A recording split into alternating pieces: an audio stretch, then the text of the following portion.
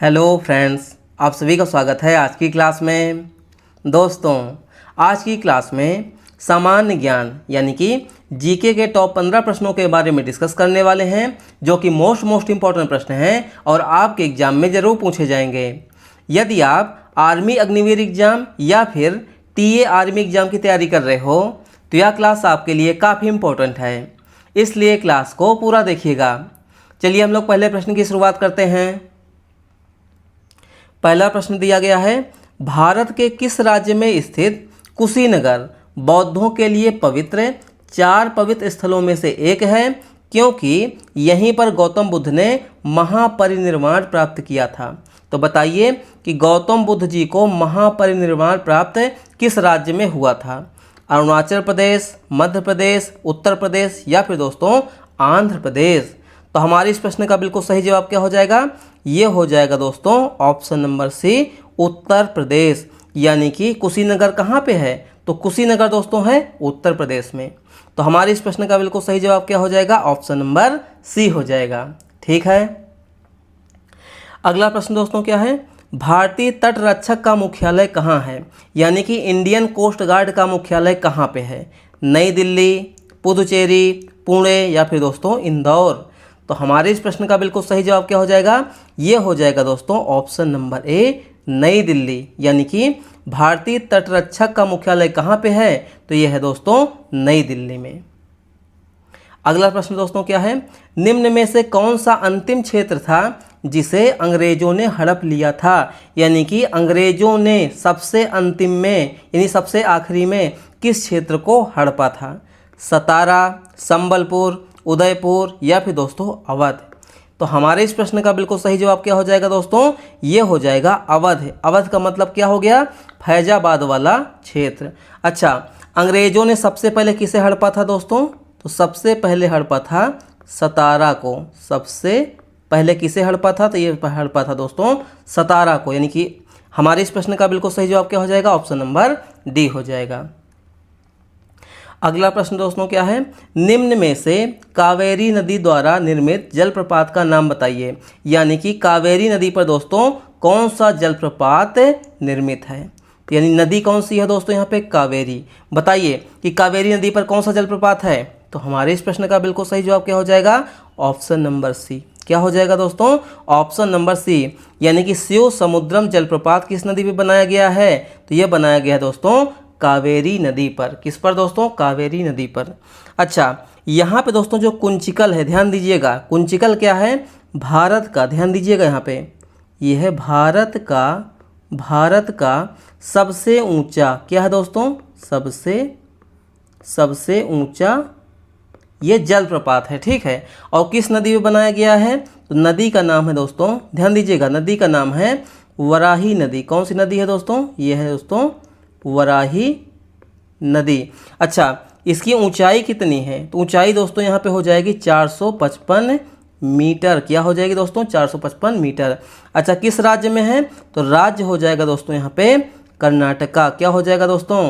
कर्नाटक। ठीक है। तो हमारे इस प्रश्न का बिल्कुल सही जवाब क्या हो जाएगा? शिव समुद्रम जलप्रपात कावेरी नदी पर बनाया गया है। अगला प्रश्न दोस्तों क्या है, झेलम किस नदी की एक सहायक नदी है? तो बताइए कि जो झेलम नदी है किस एक नदी की सहायक नदी है? सिंधु, गंगा, ब्रह्मपुत्र या फिर दोस्तों गोदावरी। तो यानी कि झेलम दोस्तों किस नदी की सहायक नदी है? ये है दोस्तों सिंधु नदी की सहायक नदी। और ध्यान देने वाली बात दोस्तों यहाँ पे ये है कि जो सिंधु नदी है, क्या है दोस्तों? सिंधु नदी ये है पाकिस्तान की, ध्यान दीजिएगा, पाकिस्तान की सबसे लंबी नदी। पाकिस्तान की सबसे लंबी नदी कौन सी है? तो ये हो जाएगी दोस्तों सिंधु नदी। अच्छा, भारत की सबसे लंबी नदी कौन सी है दोस्तों? बताइए। तो ये हो जाएगी दोस्तों गंगा। भारत की सबसे लंबी नदी कौन सी हो जाएगी? गंगा हो जाएगी। तो हमारे इस प्रश्न का बिल्कुल सही जवाब क्या हो जाएगा? ऑप्शन नंबर ए हो जाएगा। ठीक है। अगला प्रश्न दोस्तों क्या है, अजंता की गुफाएं जो कुछ सबसे पुरानी चट्टानी गुफाएं हैं निम्न में से किस राज्य में हैं? तो बताइए कि जो अजंता की गुफाएं हैं किस राज्य में स्थित हैं? ये है दोस्तों गुजरात में, महाराष्ट्र में, तमिलनाडु में या फिर दोस्तों हिमाचल प्रदेश में। तो हमारे इस प्रश्न का बिल्कुल सही जवाब क्या हो जाएगा दोस्तों? ऑप्शन नंबर बी, यानी कि महाराष्ट्र। अजंता की गुफाएं किस राज्य में स्थित हैं? तो यह है दोस्तों महाराष्ट्र में। अगला प्रश्न दोस्तों क्या है? न्यायिक प्रणाली के अंतर्गत FIR का फुल फॉर्म बताइए, यानी कि FIR का दोस्तों पूर्ण रूप क्या है, यानी फुल फॉर्म क्या हो जाएगा बताइए। Full inside report, first information report, final inside report, या फिर दोस्तों फेयर इन्फॉर्मेशन रिपोर्ट।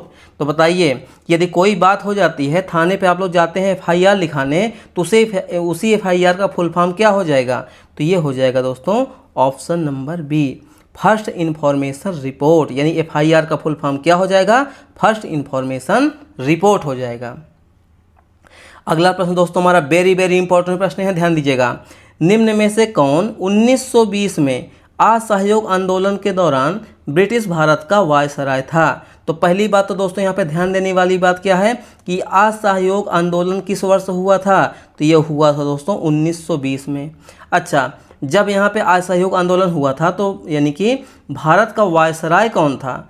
यहाँ पे दोस्तों देखिए लॉर्ड कैनिंग है, लॉर्ड मेयो है, लॉर्ड चेम्सफोर्ड है, या फिर दोस्तों लॉर्ड डलहौजी है। तो हमारे इस प्रश्न का बिल्कुल सही जवाब क्या हो जाएगा? ये हो जाएगा दोस्तों ऑप्शन नंबर सी, यानी कि लॉर्ड चेम्सफोर्ड 1920 में असहयोग आंदोलन के दौरान भारत का वायसराय था। ठीक है। अगला प्रश्न दोस्तों क्या है? भारत में सर्वोच्च विधि अधिकारी कौन होता है? तो बताइए कि भारत में सर्वोच्च विधि अधिकारी कौन होता है? भारत के मुख्य न्यायाधीश, उच्च न्यायालय के मुख्य न्यायाधीश, भारत के महान्यायवादी, या फिर दोस्तों राज्य के महानियंत्रक। तो हमारे इस प्रश्न का बिल्कुल सही जवाब क्या हो जाएगा दोस्तों? ये हो जाएगा ऑप्शन नंबर सी, भारत के महान्यायवादी। यानी कि भारत में सर्वोच्च विधि अधिकारी कौन होता है? ये होता है दोस्तों भारत के महान्यायवादी। इनकी नियुक्ति कौन करता है? ध्यान दीजिएगा, इनकी नियुक्ति कौन करता है? तो ये करते हैं दोस्तों भारत के राष्ट्रपति। कौन करते हैं? भारत के राष्ट्रपति। अच्छा, नियुक्ति किस अनुच्छेद के तहत होती है? नियुक्ति किस अनुच्छेद के तहत होती है? ये होती है दोस्तों अनुच्छेद 76 के अंतर्गत भारत के महान्यायवादी की नियुक्ति होती है। ठीक है। अगला प्रश्न दोस्तों क्या है? मिथिला कला को प्रायः किस चित्रकला के नाम से भी जाना जाता है? तो बताइए कि जो मिथिला कला है को प्रायः किस चित्रकला के नाम से जानते हैं हम लोग? वारली, मधुबनी, पट्टचित्र, या फिर दोस्तों कलमकारी। तो हमारे इस प्रश्न का बिल्कुल सही जवाब क्या हो जाएगा? ये हो जाएगा दोस्तों मधुबनी। मधुबनी का मतलब क्या हो गया? ये है दोस्तों बिहार से संबंधित। किससे? बिहार राज्य से संबंधित है। अच्छा, कलमकारी दोस्तों कहाँ की कला है? तो ये है दोस्तों आंध्र प्रदेश की। कहाँ की दोस्तों? ये है आंध्र प्रदेश की। तो हमारे इस प्रश्न का बिल्कुल सही जवाब क्या हो जाएगा? ऑप्शन नंबर बी, मधुबनी हो जाएगा। अगला प्रश्न दोस्तों क्या है? अग्निपथ योजना के लिए मुख्य रूप से कौन सा मंत्रालय उत्तरदायी है? यानी जो अग्निपथ योजना है दोस्तों वो कौन से मंत्रालय के अंतर्गत आती है? गृह मंत्रालय, रक्षा मंत्रालय, श्रम एवं रोजगार मंत्रालय, या फिर दोस्तों सामाजिक न्याय एवं अधिकारिता मंत्रालय। तो हमारे इस प्रश्न का बिल्कुल सही जवाब क्या हो जाएगा दोस्तों? ये हो जाएगा ऑप्शन नंबर बी, रक्षा मंत्रालय। कौन सा हो जाएगा? रक्षा मंत्रालय। अगला प्रश्न दोस्तों क्या है? भारत में केंद्रीय अन्वेषण ब्यूरो यानी कि CBI की स्थापना किस सन में की गई थी? तो बताइए कि CBI की स्थापना किस वर्ष हुई थी? 1952, 1973, 1963, या फिर दोस्तों 1989। तो हमारे इस प्रश्न का बिल्कुल सही जवाब क्या हो जाएगा? Option number C, 1963। यानी 1963 में दोस्तों CBI की स्थापना हुई थी।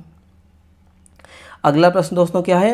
निम्न में से कौन सी जनजाति मुख्य रूप से छत्तीसगढ़ के बस्तर क्षेत्र में पाई जाती है? तो बताइए कि छत्तीसगढ़ के बस्तर क्षेत्र में पाई जाने वाली मुख्य रूप से जनजाति कौन सी है?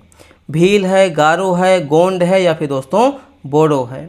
तो हमारे इस प्रश्न का बिल्कुल सही जवाब क्या हो जाएगा? ये हो जाएगा दोस्तों गोंड, यानी कि ऑप्शन नंबर सी। क्या दोस्तों? Option number C. अच्छा, यहाँ पे भील वाली की बात क्या है दोस्तों? भील जो है भारत की सबसे बड़ी जनजाति है। भारत की सबसे बड़ी जनजाति कौन सी है? भील है। और छत्तीसगढ़ के बस्तर क्षेत्र में पाई जाने वाली जनजाति कौन सी है? ये है दोस्तों गोंड। तो हमारे इस प्रश्न का बिल्कुल सही जवाब ऑप्शन नंबर सी हो गया। ठीक है। अगला प्रश्न दोस्तों क्या है? कारगिल युद्ध के दौरान भारतीय सेना का कौन सा ऑपरेशन शुरू किया गया था? वेरी वेरी इंपॉर्टेंट प्रश्न है आपके एग्जाम के हिसाब से। तो बताइए कि जब कारगिल युद्ध हुआ था तो उस समय भारतीय सेना यानी इंडियन आर्मी का कौन सा ऑपरेशन शुरू किया गया था, यानी कारगिल युद्ध के दौरान कोड कौन सा था? ऑपरेशन ब्लू स्टार, ऑपरेशन पराक्रम, ऑपरेशन कैक्टस या फिर दोस्तों ऑपरेशन विजय। तो हमारे इस प्रश्न का बिल्कुल सही जवाब क्या हो जाएगा?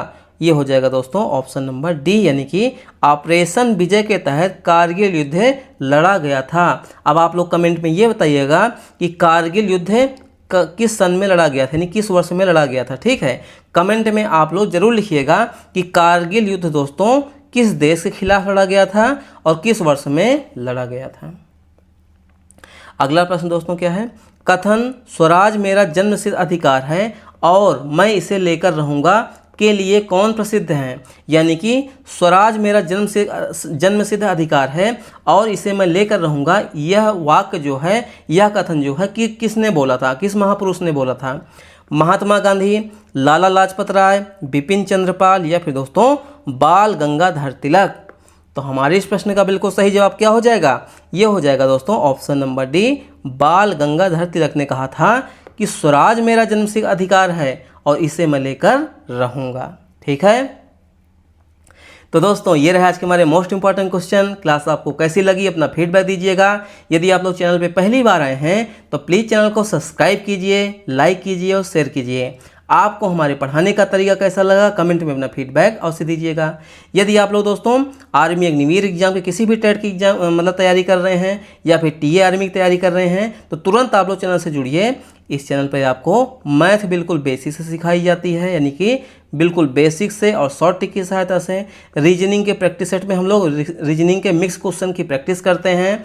उसके अलावा दोस्तों साइंस के जितने भी इंपॉर्टेंट क्वेश्चन बनते हैं जो कि आपके एग्जाम के सिलेबस और आपके एग्जाम का जो लेवल है उसी के हिसाब से हम लोग क्वेश्चन की प्रैक्टिस करते हैं और जीके के बेहतरीन क्लास हम लोग यहाँ पे कर रहे हैं। यदि आप लोग दोस्तों अग्निवीर आर्मी में पहली बार में ही सिलेक्शन लेना चाहते हैं तो प्लीज़ आप लोग चैनल से तुरंत जुड़िए, जिससे कि आपकी पहली बार में ही नौकरी अग्निवीर आर्मी में लग जाए।